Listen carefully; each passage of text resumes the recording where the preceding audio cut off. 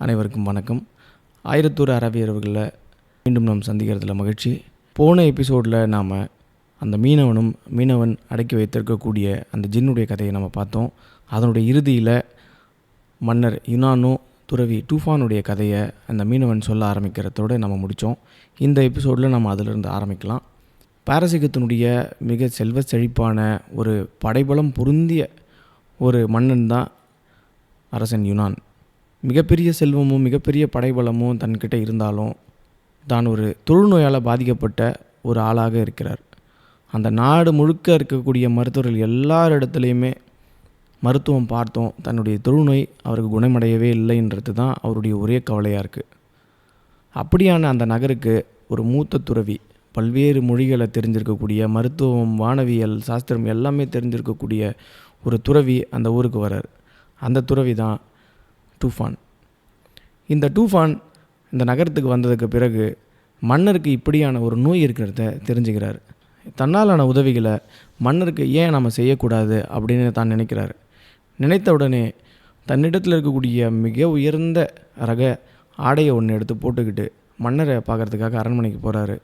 அரண்மனைக்கு போயிட்டு மன்னருக்கு வணக்கத்தை வைத்துக்கிட்டு அவருக்கு தன்னுடைய மரியாதையை செலுத்திட்டு, நான் உங்களுடைய நோயை குணப்படுத்துறதுக்காக முயற்சி செய்யலாம் அப்படின்னு இருக்கிறேன் அப்படின்னு சொல்லும் பொழுது, மன்னர், நான் எங்கெங்கேயோ எக்கச்சக்கமான மருத்துவத்தை பார்த்துட்டேன், ஆனால் என்னுடைய நோய் என்பது தீரவே இல்லை.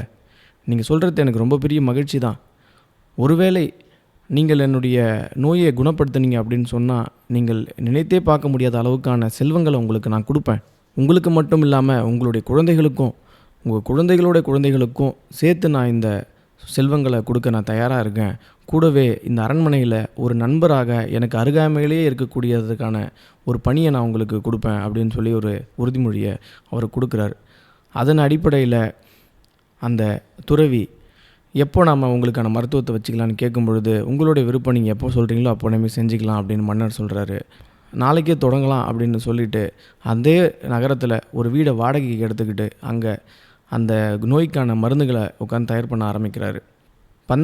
ஒரு பந்தை அடிக்கக்கூடிய மட்டையினுடைய நுனிப்பகுதியில் இழைச்சிட்டு அதுக்குள்ளே தான் செய்து வைத்திருக்கக்கூடிய மருந்தை கரைசலாக மாற்றி அதுக்குள்ளே போட்டுட்டு அந்த இழைச்சி வைத்திருக்கக்கூடிய இடத்த ஒரு பிடி கொண்டு அடித்து மூடிடுறாரு. மூடிட்டு மன்னரிடத்தில் அந்த மட்டையை கொண்டு போயும் ஒரு பந்து கொண்டு போய் கொடுத்துட்டு, இந்த மட்டையையும் பந்தையும் நீங்கள் வச்சுக்கிட்டு நாள் முழுக்க உங்கள் உடல் நினைகிற அளவுக்கு, வேர்வை வந்து நினைகிற அளவுக்கு நீங்கள் விளையாடணும் அப்படின்னு சொல்லி அந்த மட்டையையும் பந்தையும் மன்னர் கொடுத்துட்டு வந்துடுறாரு. மன்னரும் தன்னுடைய நண்பர்கள் எல்லாத்தையும் கூட்டிகிட்டு போயிட்டு ஒரு நாள் முழுக்க உடல் களைப்படைய, வேர்வையினால் உடல் முழுக்க நனைந்து போகிற அளவுக்கு விளையாடுறாரு. அப்படி விளையாடும் பொழுது அந்த மட்டையிலிருந்து வெளியே வரக்கூடிய அந்த மருந்தினுடைய சக்தி அந்த வேர்வை துளிகளில் பட்டு தன் உடல் முழுக்க கிரகிக்குது. அப்போ கிரகிக்கும் பொழுதே தெரியுது தன் உடலில் ஏதோ ஒரு மாற்றம் ஏற்படுறத மன்னர் உணர்றாரு. இப்படியா அந்த நாள் முழுக்க களைப்போடு விளையாடி முடிச்சுட்டு அரண்மனைக்கு போயிட்டு குளிச்சுட்டு உறங்கிடுறாரு. அடுத்த நாள் காலையில் எழுந்து பார்க்கும் பொழுது தன் உடலில் இருக்கக்கூடிய எல்லா தொழுநோயும் சரியாக இருக்கிறத பார்த்து ரொம்ப மகிழ்ச்சி அடைகிறார். இப்படியே மகிழ்ச்சியாக அரண்மனைக்கு வரக்கூடிய மன்னர் துறவி டூஃபான் அரண்மனைக்கு வரதை பார்த்துட்டு ரொம்ப எழுந்து போயிட்டு அவரை கட்டி பிடிச்சி, நீங்கள் செய்த இந்த உதவி அது சொல்லுறதுக்கே முடியாத அளவுக்கு எனக்கு சந்தோஷத்தை கொடுத்துருக்கு. என்னுடைய உடல் பூரண குணமடைஞ்சிருச்சு, என்னுடைய குஷ்டங்கள் எல்லாமே சரியாயிடுச்சு, தொழுநோய் எல்லாமே சரியாயிடுச்சு. நான் சொன்னதைப் போலவே உங்களுக்கு எக்கச்சக்கமான செல்வங்களை நான் கொடுக்கறதுக்கு தயாராக இருக்கேன்னு சொல்லி செல்வங்களை கொடுத்து அந்த துறவியை தன்னுடைய வீட்டுக்கு அனுப்புகிறாரு. திரும்பவும் அடுத்த நாள் அந்த துறவியை தான் பார்க்கணும் அப்படின்னு நினச்சி தன்னுடைய காவலாளிகிட்ட சொல்லி துறவியை கூட்டிகிட்டு வர சொல்லி அனுப்புகிறாரு. காவலாளி போய் துறவியை கூட்டிகிட்டு வரார். துறவி டூஃபான் அந்த அரண்மனைக்குள்ளே வரும் பொழுது மன்னர் எழுந்து போயிட்டு அந்த துறவியை கட்டி பிடிச்சி வாங்க அப்படின்னு சொல்லி தன்னுடைய இருக்கையினுடைய பக்கத்துலேயே துறவியை உட்கார வச்சு அவரிடத்துல ரொம்ப அன்போடு மரியாதையோடு திரும்பவும் அவருக்கு பல்வேறான பரிசுகள் எல்லாம் கொடுத்து அவரை அழகு பார்க்குறாரு. இதை அந்த மந்திரி சபையில் இருக்கக்கூடிய ஒரு நபருக்கு சுத்தமாக பிடிக்கல.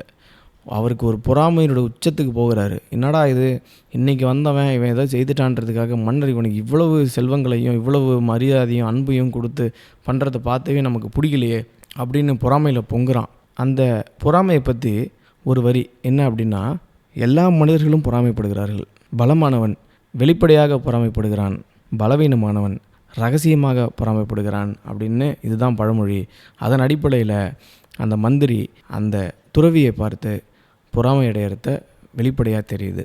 அடுத்த நாளும் திருப்பி மன்னர் அந்த துறவியை அழைச்சிட்டு வாங்கன்னு சொல்கிறதுக்கு முன்னாடி இந்த மந்திரி மன்னர் இடத்துல போயிட்டு, உங்களிடத்துல ஒரு விஷயம் பேசணும் எஜமானரே, நீங்கள் பெரும் கருணை உள்ளம் படைத்த இந்த நாட்டையே ஆட்சி செய்யக்கூடிய மாபெரும் மன்னர், நீங்கள் என்னுடைய பேச்சை நீங்கள் ஒரு நிமிஷம் கேட்கணும் அப்படின்னு அனுமதி கேட்கும்போது, சொல்லுங்கள் அப்படின்னு கேட்குறாரு.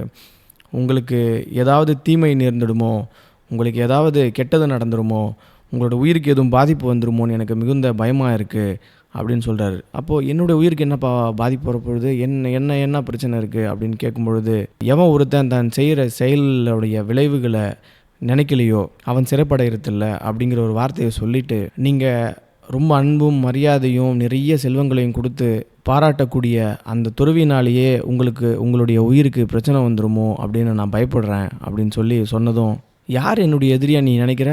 அவரையா? அவர் என்னுடைய நண்பர், என்னுடைய இவ்வளவு நாள் நோயை தீர்த்து வச்சவர், அவருக்கு எவ்வளவு செல்வங்களை கொடுத்தாலும் தகாது, என்னுடைய ராஜ்யத்தில் பாதியே நான் அவருக்கு கொடுத்தாலும் அந்த அளவுக்கு அவர் தகுதியுடையவர், அவரை போய் நீ தப்பாக நினைக்கிறது சரியா இல்லை. இது பொறாமையினுடைய வெளிப்பாடு, வேறு ஒன்றும் கிடையாது. பொறாமைக்காரனுடைய தூண்டுதனால அரசர் சிந்துபாத் தன்னுடைய மகனை கொல்ல போகும்பொழுது அவர் அமைச்சர் சொன்ன சூழ்நிலைக்கு ஒத்த மாதிரியே இப்போது என்னோட நிலைமையும் இருக்குது அப்படின்னு ராஜா சொல்கிறாரு. அப்போது ராஜா சொன்ன அந்த தகவலை கேட்டு அரசர் சிந்துபாத் தன்னுடைய மகனை கொல்ல போகும்பொழுது அந்த அமைச்சர் என்ன சொன்னார் அப்படின்னு எனக்கு சொல்லுங்கள் அப்படின்னு கேட்குறான். நாம் செஞ்சது தப்புன்னு பின்னாடி நினச்சி வருத்தப்படுற விஷயத்தை நாம் இப்போவே செய்யக்கூடாதுன்னு அரசன் சிந்துபாத்துக்கு தன்னுடைய அமைச்சர் ஒரு ஆலோசனை சொன்னார். அப்போ நான் கேள்விப்பட்ட அந்த கதையை நான் உனக்கு சொல்கிறேன் அப்படின்னு இந்த மன்னருக்கும் மந்திரிக்கும் ஏற்பட்ட இந்த உரையாடல் திருப்பி இங்கிருந்து வேறொரு கதைக்கு நகருது. அதை அடுத்த எபிசோடில் பார்க்கலாம்.